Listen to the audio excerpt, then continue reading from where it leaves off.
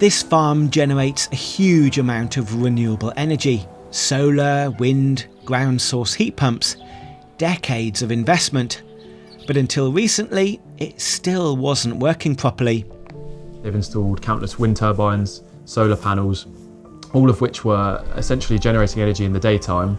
But in the evening, the farm was purchasing so much energy, and most of it was being sold in the daytime when it wasn't being consumed. Selling power when they didn't need it, buying it back when they did. So the question became simple. How do you actually make a place like this self-reliant?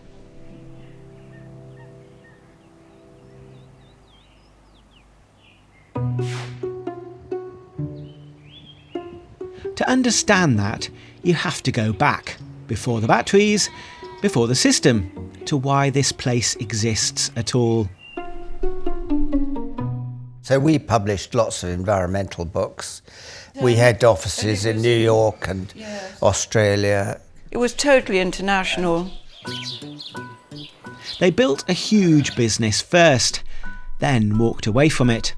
In the 60s, I read a book by John Seymour, which inspired me to become self-sufficient and to learn to garden and so on. It was obvious for us that we should buy this farm when it came up for sale. Insects and wildlife and so on are very much part of our agenda. This wasn't a trend. This idea has been there for decades. We realised then that we had to do something about renewable energy. We've got over 1,000 solar panels. So the farm was always ahead of the curve, but being early doesn't mean being efficient. So we've got accommodation on site. We've got a building called Wood End, which sleeps up to 18 people. Also, we've converted an old farm bungalow into another load of accommodation with 5 double bedrooms. Also, we've got the 2 silos that sleep another 4 people. The farm throughout the summer is a pretty busy place with different weddings and events going on. Accommodation, events, weddings, staff houses, cafeteria. This place runs like a small village, but it's still a real working farm.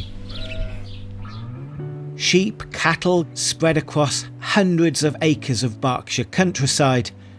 And it's not just productive land, it's carefully managed land. This farm has been studied, measured and refined for decades. It's like going into another world.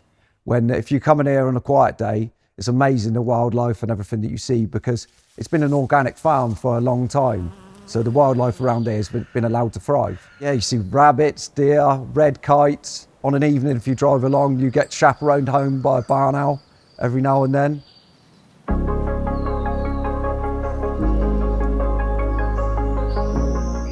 So energy here isn't just about keeping the lights on.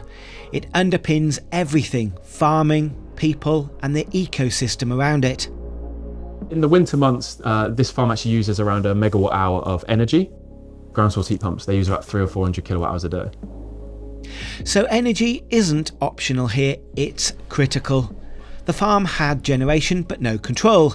Energy at the wrong time is just as bad as no energy at all. So instead of adding more solar, they redesigned how energy flows through the site. And the first thing was to get the data. One of the first things that we recommended and decided to do for the farm was to actually install some data monitoring equipment. So the data monitoring equipment was installed over a short period of time, but a period of time that gave both sunny days and days where the ground source heat pumps would be on. So it gave us a really holistic overall consumption. Once you have the usage data, you can then build the system around real-world statistics. So in this system, which is a bespoke system, we've installed 9 Victron 15 kVA Quattro inverters. These inverters have 2 inputs, AC1 and AC2. AC1 input is used for grid power, AC2 input is used for generator power. 9 Victron Energy 15 kVA Quattro inverter chargers run the entire site. So we've now got a total of 135 kVA of inverter power and 160 kilowatt hours of battery power. With the batteries, they can now move energy about as they want. So priority 1 is to power any loads that are at the point of generation. Priority 2 is to charge the batteries for use later in the day. And priority 3 is to then export back to the grid. Even though they are still connected to the grid, that too has its own complications, as too much energy can actually break the grid. With all of the solar generation, the wind generation, and now the battery store, we could send anywhere up to 300 amps back to the grid at one point. We had to really consider how we were going to protect that figure and protect the grid and their infrastructure. Of course, if we send more power back than the transformers locally can take, they're going to blow up or have huge issues. We can now protect and dial down the generation of solar over Modbus, which is a communication protocol that will tell the Fronius to back off, and it will lower the generation and see the energy pushed out via heat in the solar panels. It doesn't just generate power, it controls it. So long as the batteries are full and the solar is generating, the farm can withstand any short power outages. But if there is a prolonged power outage or a planned power outage, we can set and the generator will auto start to charge the batteries, which will then provide power back to the farm. So when the grid fails, the site doesn't. Protecting nature is, I think, the most rewarding thing that one can do. And the most important. This was never just about energy, it was about building something that lasts. They want the community to come up here and enjoy the farm as much as they do. With the data that we've seen over the last couple of months with the system, we're all really excited to watch a full year data and for years to come to see what the system's really going to save. Of course, with the expansion of the battery capacity, we've already done the maths and we know that's going to make a huge difference. A working farm, a place for people, and a site where wildlife has been allowed to recover and thrive.